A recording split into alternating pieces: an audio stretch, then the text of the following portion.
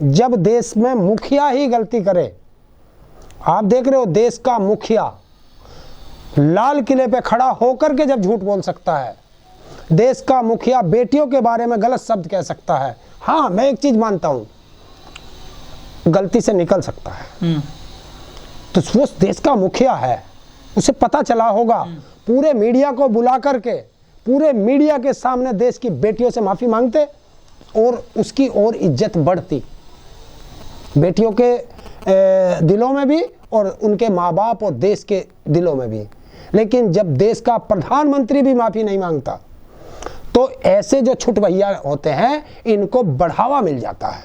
जो विपक्ष के लोग हैं वो कह रहे हैं कि बेटियों को बचाओ भाजपा के नेताओं से। सत्य कह रहे हैं। आपने हाथरस कांड देखा, आपने उन्नाव कांड देखा, आपने लखीमपुर खीरी में देखा बेटी कैसे उसके कपड़े फाड़े गए, आपने यहाँ यार ये उत्तराखंड अंकिता भंडारी ये देखा, आपने दिल्ली में देखा, पंजाब में देखा, कोई सी जगह बची हो जहां भी देखोगे वहां बीजेपी के नेताओं का ही नाम आता है। जब उनका मुखिया गलत बोल सकता है, देखिए मैं किसी को भी गलत नहीं कहता, मैं तो सीधे उदाहरण के तौर पे बता देता हूं, जब मेरा गुरु अपराधी होगा तो भाई मैं भी अपराधी होऊंगा। जिसके गुरु अपराधी होंगे तो शिष्य कैसे होंगे? और इन बीजेपी वालों के गुरु कौन है? आसाराम, राम रहीम, अब एक पोंगा पंडित और आ गया, धीरेन्द्र शास्त्री। हाँ, ये पोंगा पंडित आ गया है, ये ढोंगी आ गया। तो ऐसे जिनके गुरु होंगे भाई उनके शिष्य कैसे होंगे, ये देख लीजिए।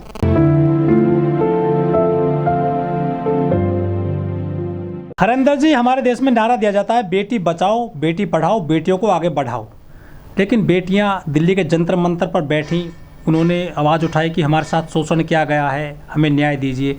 तो जो सरकार है वो जो नारा दे रही है बेटी बचाओ बेटी पढ़ाओ का, आखिर वो किसकी बेटियों को बचा रही है फिर?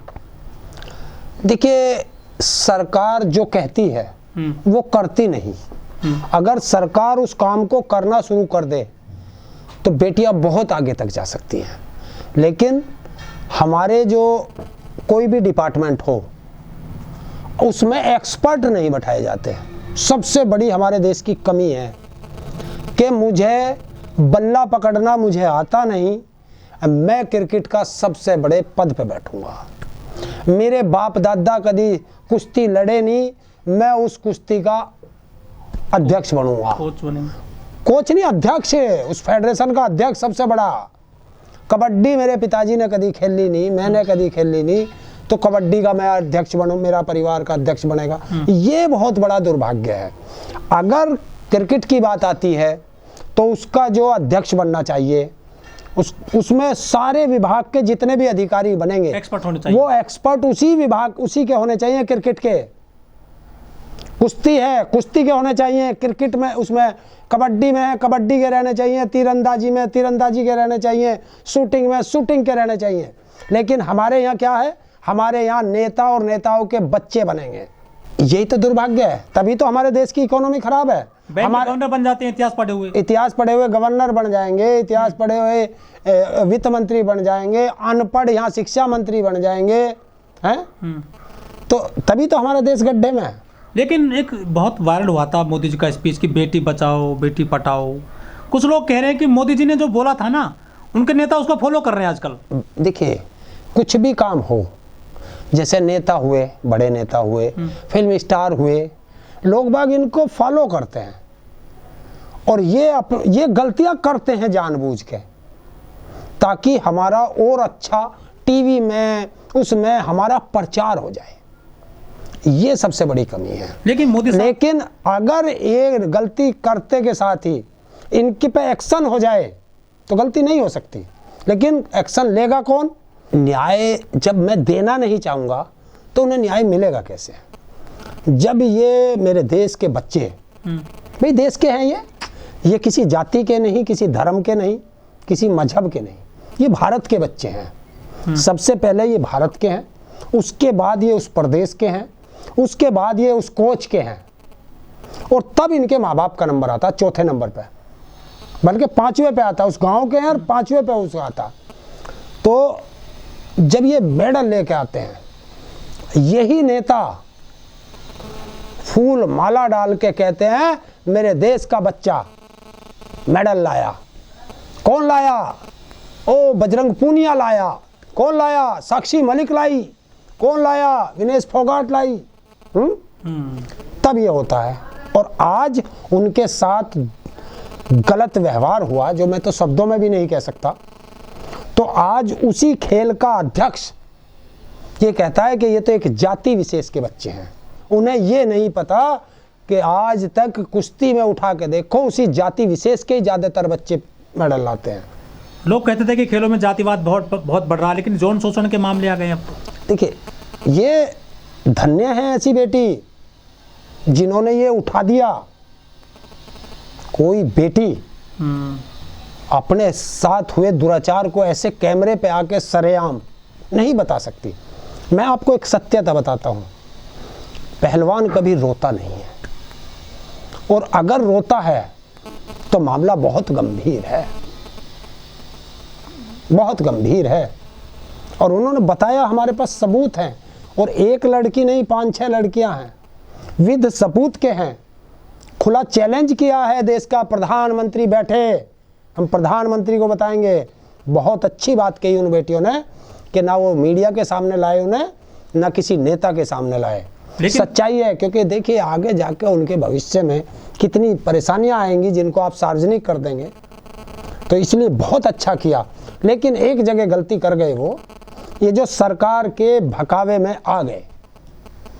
उन्हें और बैठना था, पता चलता सरकार को, सरकार बौखला गई थी उनके आंदोलन से, उनको लगने लगा था उनकी कुर्सी जा रही है, तो वो बच्चों को भगा लिया, क्योंकि बच्चे राजनीति नहीं जानते। उनके साथ कोई ऐसा था नहीं जो उन्हें बता सकता कि ये राजनीतिक चाल में फंसाएंगे आपको। तो क्या न्याय नहीं मिलेगा इनको? नहीं मिलेगा, नहीं मिलेगा। अब क्या कर दिया इन्होंने कि बच्चों को भगा लिया कि उसके जो है इतने उससे अधिकार ले लेते हैं अध्यक्ष से, और एक कमेटी बना देते हैं, और वो कमेटी 4 हफ्ते में निर्णय दे देगी। कमेटी में कौन होंगे ये भी नहीं बताया उन बच्चों को, और उनसे जो है आंदोलन समाप्त करा दिया। आज तक देश में कितनी कमेटियां बनी, उन पे क्या निर्णय हुआ आज तक कुछ पता है? तो दबाव में हटे हैं क्या ये? दबाव में हटे खिलाड़ी? कुछ हो सकता है दबाव भी डाला गया हो, ये तो पता चलेगा बाद में। 4 हफ्ते बाद जब ये फूटेगा बम तब पता चलेगा। अब ये मैनेज कर दिया। देखिए, अपराधी कभी नहीं कहता मैंने अपराध किया, कभी कहता है? कोई नहीं कहता। आसाराम जेल में है, आज तक उसने कहा कि मैंने अपराध किया? मैंने करा क्या किया कि इन्होंने राजनीति पहले से खिलवा दी बच्चों से। इनसे कह दिया कि हमारे बीच में कोई ना आए, बच्चों से पहले डरा दिया। देखिए, बच्चे भी हैं, वो नहीं जानते, क्योंकि अभी कुछ बच्चे ऐसे भी हैं जिनका भविष्य अभी लंबा है, और ये सरकार है पता नहीं क्या कर दे उन बच्चों के साथ।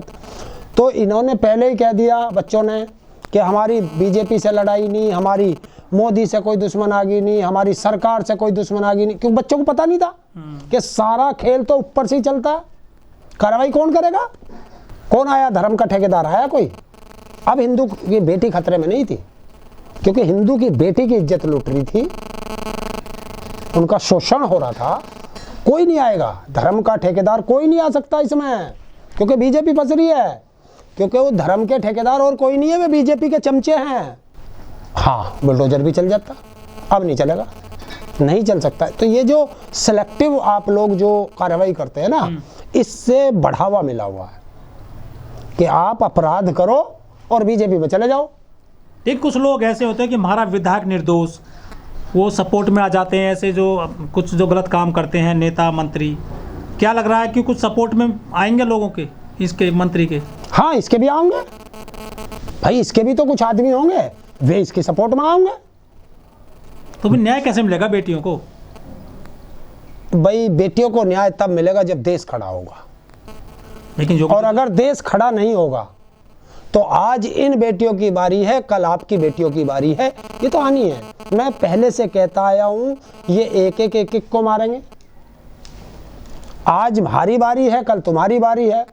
तो किसान, पहले किसान रोया था, आज पहलवान रोया है बैठ के। कल मजदूर रोया था, पैदल चलता हुआ मजदूर रोया था, आपने देखा था। तो किसान मारा, मजदूर मारा, पहलवान मारा, अब का देखो किसका नंबर है अगला। और देखिए एक चीज होती है, अलग अलग क्षेत्र के अलग अलग तरह के स्पोर्ट्समैन होते हैं। जैसे ये क्षेत्र है, ये पहलवानी का क्षेत्र है। तीरंदाजी अगर यहाँ करने लगे तो बेकार है, क्योंकि वो तीरंदाजी दूसरी जगह जाती है।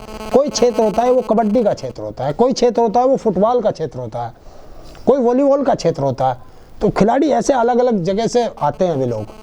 तो इसमें कहना कि ये तो एक जाति के हैं, डूब के मर जाने वाली स्थिति है। और देश का प्रधानमंत्री बताए कि वो कहता है कि मैं धर्म जाति पे बात नहीं करते, और उसका सांसद एक खिलाड़ी को या तो उस दिन बताते जिस दिन वो कॉमन मेडल लेकर आए थे, उस दिन क्यों इस दलाल मीडिया ने नहीं कहा कि ये जाट के बच्चे थे या यादव के बच्चे थे या गुज्जर के बच्चे थे। लेकिन हमारे देश में जो क्रिकेट खिलाड़ी हैं, सचिन तेंदुलकर रहे हैं, उनको तो भगवान माना जाता है, काफी सम्मान मिलता है हमारे देश में। कहाँ? सचिन तेंदुलकर को। देखिए लोग पूछते हैं, मैंने देखा था, पर सचिन बोलना चाहिए ना। आज वो स्मृति ईरानी कहाँ चली गई है? वो भी नहीं बोली। उसमें लोकसभा और राज्यसभा में जितनी सांसद बैठी हैं, कोई बोली महिला? जब महिला के लिए नहीं बोलेगी तो संसद में क्या करने गई है? क्या करने गई है? संसद क्यों बनी है? जब सरकार किसी की बात ना सुने तो उन सांसदों को बोलना पड़ेगा, और अगर वे नहीं बोलती तो वो इस देश पे धब्बा हैं, इस देश के लिए कलंक हैं। ऐसे सांसद जो ऐसे बच्चों के लिए नहीं बोलेंगे, देश की जनता के लिए नहीं बोलेंगे। महिला खिलाड़ियों के साथ में ऐसा हुआ है जो आरोप लगा रही हैं वो यौन शोषण का, और सरकार जो खेलो इंडिया भी चला रही है, तो क्या अपेक्षा की जा सकती है खेलो इंडिया कार्यक्रम जो चल रहा है पूरे देश में? कुछ नहीं है, सब ड्रामे का रखे। जहां ऐसे ऐसे उसके अधिकारी होंगे, ऐसे कोच होंगे, तो वहां क्या होगा? इससे एक ये बढ़ता चला जाएगा कि बेटियां जो हैं खेलों से दूर होती चली जाएंगी, बेटे खेलों से दूर होते चले जाएंगे, क्योंकि शोषण तो बेटों का भी हो रहा। मतलब बाड़ी खेत को खा रही है। देखिए एक कहावत है ना, जब खुट्टी ही हार को निगल जाए तो क्या कर सकते हैं? आवाज ही उठा सकते हैं, और ये आवाज सबको मिलके उठानी चाहिए। ये नहीं देखना चाहिए कि ये तेरा बेटा था या उसका बेटा था या मेरा बेटा था। ये देखना चाहिए वो देश का बेटे और बेटियां थी, और देश की बेटे और बेटियों की आवाज आई है। और जब भी सरकार कोई गलत काम करे, सबको एक साथ आना चाहिए। मैं तो गया था, मैं वहां सबको बोल के भी आया, भाई सब एक हो, क्योंकि सरकार जब शोषण करने लगे तो फिर कुछ बचता नहीं। तो सबको एक होना पड़ेगा। आंदोलन, इसीलिए तो आंदोलन होते हैं। और जब ये आंदोलन बड़े होंगे तो सरकार डरती है। अब बच्चों ने थोड़ा सा उठाया, इनको लगा कि इंटरनेशनल मामला बनता जा रहा था, और ये इंटरनेशनल मामला बनते ही इसे यूएनओ तक में जवाब देना पड़ता भारत को। ये डर गए, इन्होंने मैनेज कर दिया, क्योंकि जो बच्चे, हमें इन पे नाज था। देश का किसी भी स्तर का खिलाड़ी हो, हर व्यक्ति को उस पर नाज है कि जब वो तिरंगा ऐसे लेकर के और वहाँ मैदान में चक्कर लगाता है और वहाँ खड़े होते हैं तो राष्ट्रीय गान बजता है, हर भारतीय का सीना चौड़ा हो जाता है। वो जाति धर्म नहीं देखता, वो देखता है कि भारत का बेटा था। और जब वो भारत के बेटे यहाँ आते हैं भारत में, और फिर वो सड़कों पे बैठते हैं, तो वो विदेशी लोग क्या कहते होंगे, यहाँ तो बड़ा मेडल लेके गया था, अपने देश में इसकी इज्जत नहीं है, सड़कों पे बैठा है, न्याय मांग रहा। आज उन्हें पता चल रहा होगा, अरे इनके तो शोषण भी हो रहा है, इनके साथ तो इतना दुराचार भी हो रहा है, तो ये क्या इज्जत होगी भारत की? इसे नहीं सोचते ये नेता, क्योंकि ये सारे करप्ट हैं।